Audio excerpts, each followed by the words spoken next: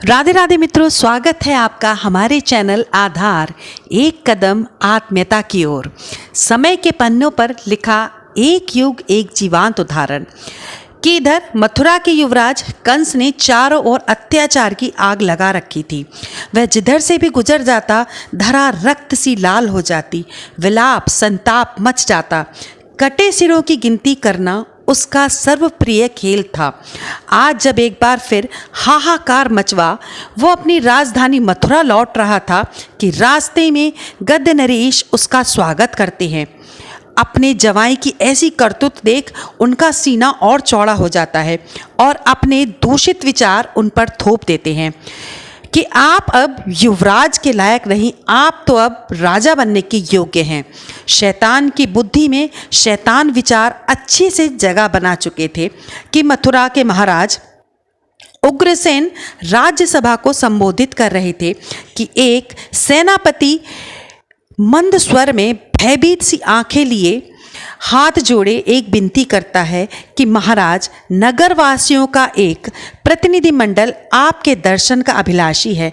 महाराज तभी उन्हें सम्मान सहित अंदर बुलवाते हैं, जो कि अपनी अपनी व्यथा महाराज के सामने रखते हैं। वह कहते हैं, महाराज, जनता कंस के कर अत्याचार जुल्मों से बहुत ही परेशान है, कृपया कोई रास्ता सुझाएं। हम घर से अपनी बहू बेटियों को बाहर तक नहीं निकलने दे सकते, आप ही समाधान निकालें।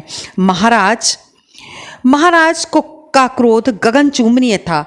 वह वे कंस को अपनी मर्यादा में रहें इस बात का आश्वासन देते हैं कि उधर से कंस अपनी सेना के साथ महल में प्रवेश करता है और महल में से ही एक गुप्तचर सारी व्यथा कंस को सुना देता है।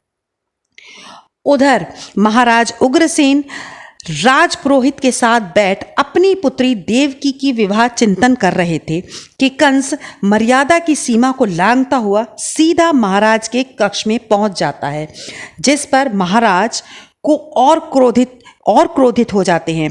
कंस का अहंकार महाराज को प्रणाम करता है, जिस पर महाराज उन्हें आशीर्वाद देते हैं कि तुम युवराज होने के योग्य नहीं। कि कंस का अंदर का शैतान जोर जोर से हंसने लगता है कि पिताजी, आपके लिए विश्राम की व्यवस्था कर दी गई है, आप अब राजगद्दी के योग्य नहीं।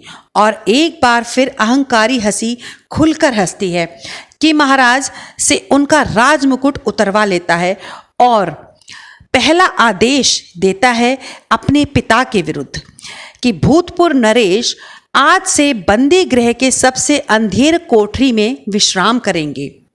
वहाँ रे तेरी माया, जिसे एक एक अक्षर सिखाया, उसने ऐसा आदेश सुनाया कि प्रजा में रो रो कर बुरा हाल था कि मथुरा के शुभ चिंतक अब वासुदेव यादव से निवेदन करते हैं कि आप अपने पद पर बने रहें कृपया।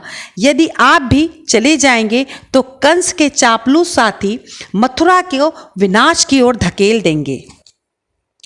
आप कंस के मित्र हैं, मित्रता बनाए रखें। यद्यपि आपको सम्मान ना मिले, अपमान सहना भी पड़े, तो प्रजा की भलाई के लिए ये बहुत ही छोटी कीमत है कि आप समय निकाल वासुदेव मथुरा नरेश कंस से मिलने जाते हैं। अहंकार को अहंकार काटता है। वह आज वासुदेव यादव कंस का विश्वास जीत लेते हैं और कंस वासुदेव के आगे एक प्रस्ताव रखता है कि मेरी बहन देवकी, न जाने क्यों मैं हमेशा शंका में रहता हूँ उसे लेकर। जब भी मैं अपनी बहन, छोटी बहन को इतना प्यार करता हूँ, इतना प्रेम करता हूँ कि जब भी मैं उसके विवाह के बारे में, उसके रिश्ते के बारे में सोचता हूँ, अंदर से मैं कांप उठता हूँ। मेरा आपसे अनुरोध है, यदि आप ये रिश्ता स्वीकार कर लें तो मैं चिंता से मुक्त हो जाऊंगा।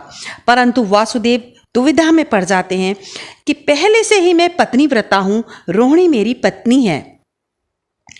कंस अपनी जिद पर अड़ जाता है। वह देवकी वासुदेव का विवाह संपन्न कराता है। पूरे नगर को ऐसे शानदार सजवाता है कि मानो मथुरा ना हो, इंद्रलोक सजी हो। आज अपनी प्रिय बहन की डोली ले देवकी व वासुदेव को रथ पर बैठा मथुरा नरेश स्वयं सारथी बन उन्हें उनके ससुराल छोड़ने जाते हैं कि रास्ते में एक दिव्य संत आ रथ को रोक लेते हैं। वह देवकी व वासुदेव के दर्शनों का आनंद लेते हैं कि मैं युगों से तपस्या में लीन था, इसी घड़ी का मुझे शुभ घड़ी का मुझे बहुत बरसों से इंतजार था कि कब पालनहार लीला रचेंगे और तीव्र स्वर में चीख कर कहते हैं, ए दुष्ट, ए पापी कंस, अब तेरे अत्याचारों का घड़ा भर गया है, अब तेरा अंत निकट है। तू अपनी मृत्यु से मात्र 8 कदम की दूरी पर खड़ा है। कि अहंकारी और ज्ञान का दूर दूर तक कोई नाता नहीं होता। कि एक आकाशवाणी होती है कि कंस, ये याद रख, देव की व वासुदेव की 8वीं संतान ही तेरी मृत्यु की कारण बनेगी। उसके जन्म लेते ही तेरा अंत निश्चित है। ना नियंत्रण बुद्धि पे, ना ही वाणी पे। कि पापी कंस अपनी बहन को व वासुदेव को कारागार में डलवा देता है। कि मेरे अंत की बात करते हो, जन्म लेने वाला पहली किरण तक नहीं देख पाएगा। कुछ ही माह बीत जाते हैं कि आज देवकी गर्भ से हैं और जो अभी दुनिया में आया भी नहीं उसकी मृत्यु का संताप कर रही हैं। नारी तू नारायणी, नारायण तेरे संग, तेरे ही गर्भ से जन्म लेते हैं भगवंत। मथुरा नगरी कैसे मुक्त होगी कंस के अत्याचारों से, जानने के लिए देखते रहें हमारा अगला भाग कि क्या होता है, कैसे मुक्ति मिलती है मथुरा नगरी को इन दुखों से। तब तक हमारे चैनल को लाइक करें, सब्सक्राइब करें और शेयर करना ना भूलें। आधार, एक कदम आत्मीयता की ओर।